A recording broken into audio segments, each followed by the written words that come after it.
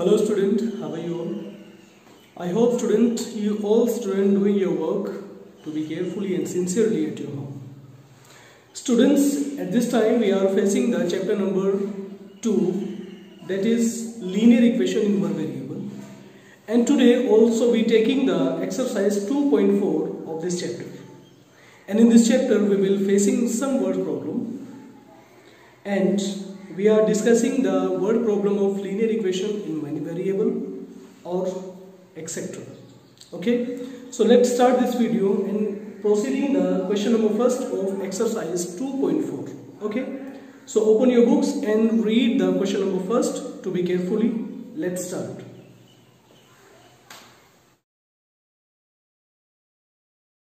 So students, let's proceed question number first, exercise 2.4. okay, if I read this question in front of you, please listen to me carefully. Okay, so question number first says you sum of the digits of two digits number is 9. When we interchange the digits, it is found that the resulting now number is greater than the original digit by 27.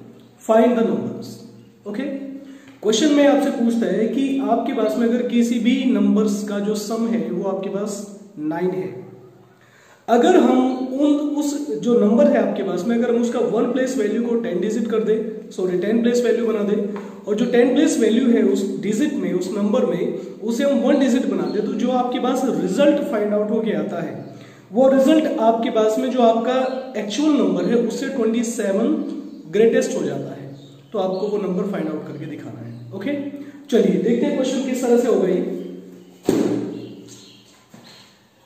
आपको बेटा question में आपको 1 place digit consider करना होगा and after that 10 place digit को भी आपको consider करना होगा। ठीक है ना, चलिए शुरू करते हैं। Let the 1 place digit is equal to x। सबसे पहले हम लोगों ने 1 प्लेस डिजिट को कंसीडर कर लिया, वो आपके पास में x है। ठीक है ना, after that 10 place digit is equal to आपके पास में 9 माइनस का x होगा। Why? Because the sum of 2 digits number is equal to 9। अगर आपको उसमें से 1 प्लेस डिजिट आपने x मान लिया तो डेफिनेटली आपका 10 प्लेस जो डिजिट होगा वो 9 माइनस x हो जाएगा, because 9 is the sum of 2 digits. Okay, according to question,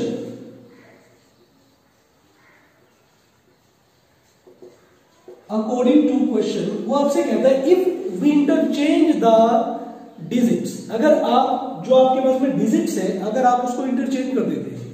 चलिए सबसे पहले यहां पर बेटा हम लोग इसका ओरिजिनल नंबर को फाइंड आउट करेंगे। ओरिजिनल नंबर, बड़े ध्यान से देखिएगा, ये आपके पास में 1 प्लेस डिजिट है और ये आपके पास में 10 प्लेस डिजिट है, तो आपका ओरिजिनल नंबर यहां से क्या होगा, वो होगा 10 इंटू 9 माइनस का x प्लस x। अंडरस्टैंड, ये आपके पास में ओरिजिनल नंबर है बेटा। ठीक है, अब आपको कहा है कि अगर आप इस नंबर को इंटरचेंज कर देते हैं, if you interchange the places of 10 digit और 1 डिजिट, अगर आप इसको रिप्लेस कर देते हो तो आपके पास में क्या होगा बेटा, तो आपके पास में 1 प्लेस डिजिट क्या बनेगा, हम करेंगे इंटर चेंजिंग द नंबर, तो आपके पास में 1 प्लेस डिजिट बनेगा बेटा इज इक्वल टू जो 10 प्लेस था वो 1 प्लेस हो जाएगा और जो 1 प्लेस था वो 10 प्लेस हो जाएगा। तो यहां पर 1 प्लेस आपके पास बनेगा बेटा 9 माइनस का x। Understand, and 10 place is equal to आपके पास हो जाएगा x। So the number is equal to, अब आपका नंबर जो मेड होकर के आएगा क्या आएगा बेटा, वो आएगा आपके पास में 10x प्लस 9 माइनस का x। अंडरस्टैंड, यहां तक समझ में आ गया जो उसने हमें दिया है। अब इसमें आगे हम देखते हैं कि उसने कहा है कि जब जो आपके पास में रिजल्ट निकल के आता है वो ओरिजिनल नंबर से 27 ग्रेटेस्ट हो जाता है। इट मींस क्या हुआ, यानी कि अकॉर्डिंग टू क्वेश्चन,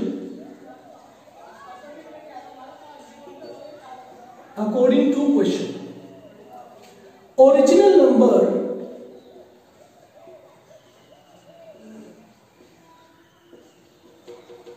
बड़े ध्यान से देखिएगा बेटा, original number is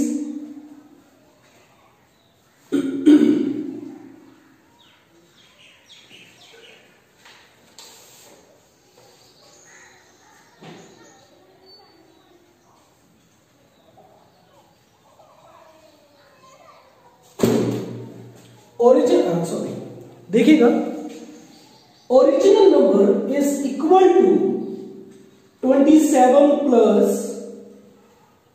new number. Understand? जो आपके पास में ओरिजिनल नंबर था बेटा वो आपके पास में इंटरचेंज होगी, क्या बना, वो आपके पास ऐसे आ जाएगा बेटा। यहां से हम लिखेंगे, हम इस तरह से कर सकते हैं कि according to question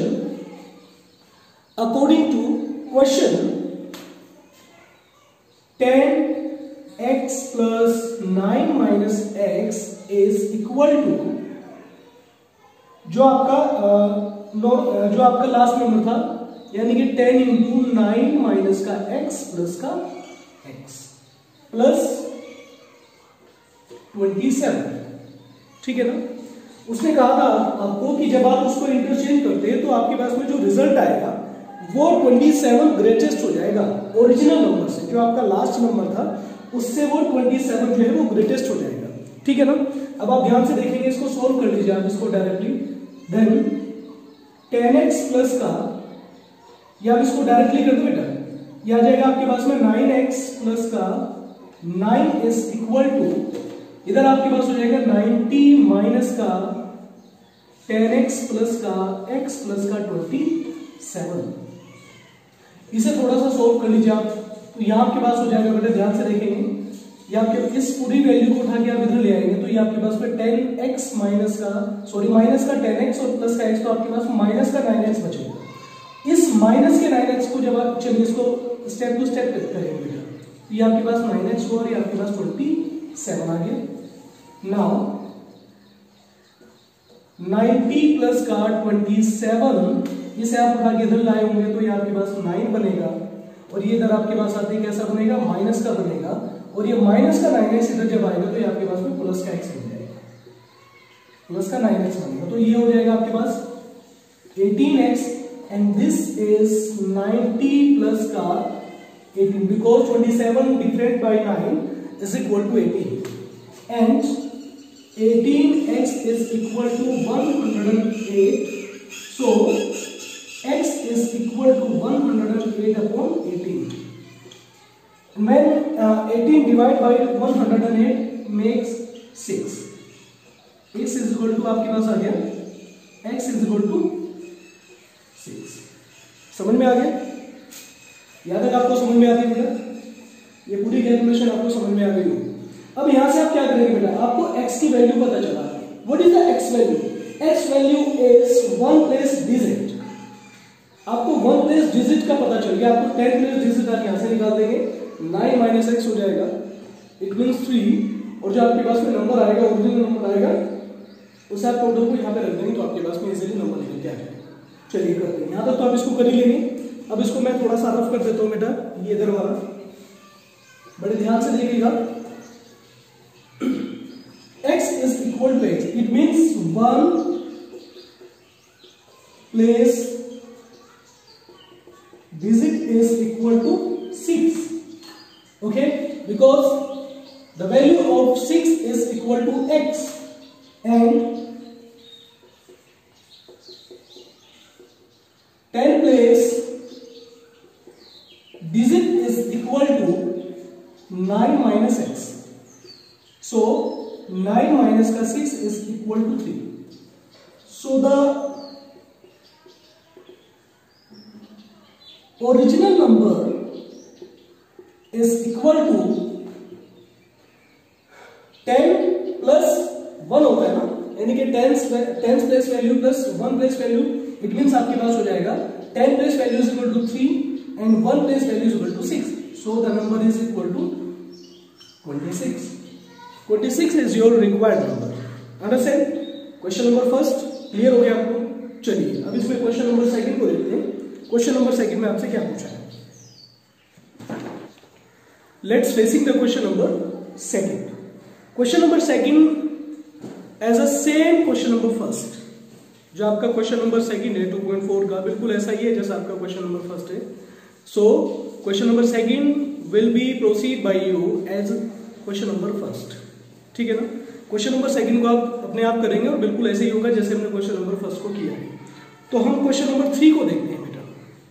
question number 3 it says that Maria thinks of a number and subtract 5/2 from it. She multiply the result by 8. The result now obtained is 3 times the same number she thought of. Okay?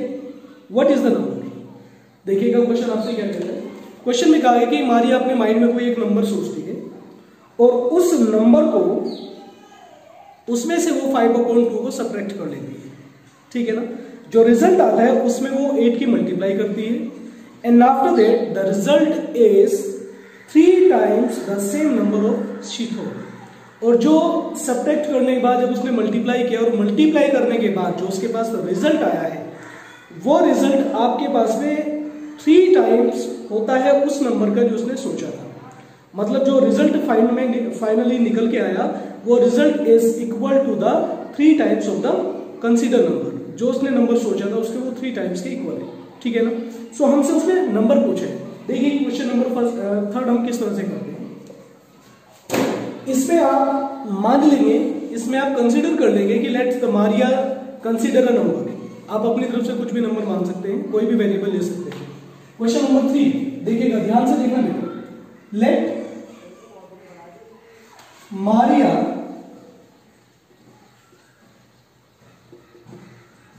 Consider a number. इसने अपनी तरफ से ये consider कर लिया कि मारिया ने कोई अपना एक नंबर सोचा है जो वो x है. ठीक है ना?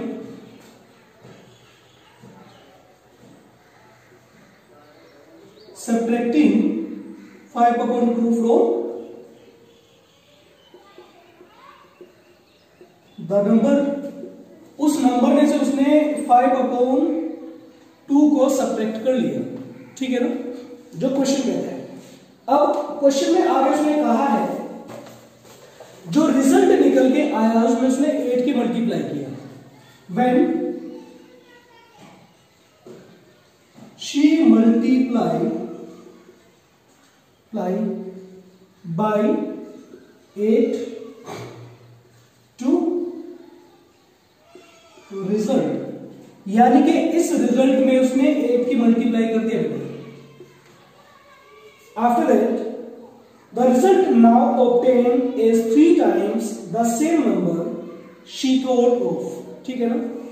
According to question. अब आप यहाँ पे according to question लेंगे. उसने कहा है कि 8x माइनस का 5/2 is equal to 3x. जो रिजल्ट फाइनल पे आपके पास निकल के आया था उसका 3 टाइम्स हो जाता है वो किसके, जो उसने कंसीडर करके चली है. ठीक है ना? बस आपको ये इक्वेशन सोल्व करनी है और आपके पास एक जो आंसर होगा वो आपके पास निकल के आ जाएगा. चलिए इसको सोल्व कर लेते हैं. आप इसकी मल्टीप्लाई अंदर करेंगे तो आपके पास होगा 8x माइनस का 8 5 सा, जब x इसमें 8 इसमें मल्टीप्लाई करेगा तो x आएगा. 8 5/2 में मल्टीप्लाई करेगा तो बेटा ये आ जाएगा आपके पास 8 × 5/2 इज इक्वल टू 3x. ठीक है ना? 2 से इसको 4 टाइम कैंसिल कर दो तो आपके पास 8x माइनस का 20 इज इक्वल टू 3x. इसे उठा के इधर ले आइए और इसको आप इधर ले जाइए तो आपके पास आ जाएगा 8x माइनस का 3x is equal to 20 and 5x is equal to 20 and x is equal to 5 से कैंसिल कीजिए इसको तो ये आपके पास में कितना टाइम कटेगा 4 time. So the exact number is equal to 4. इसका आंसर जो होगा आपके पास 4. ठीक है ना?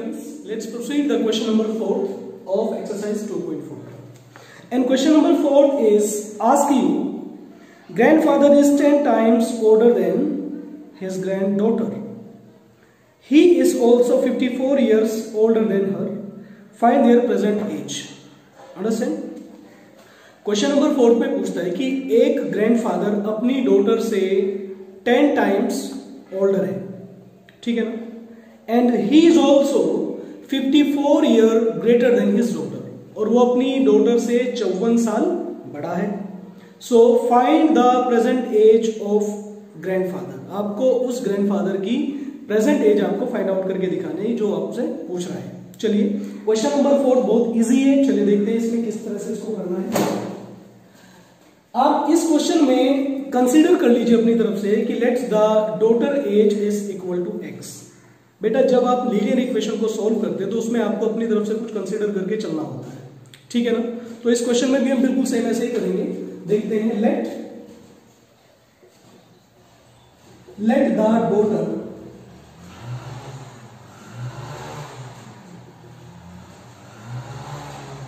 daughter's age is x year. So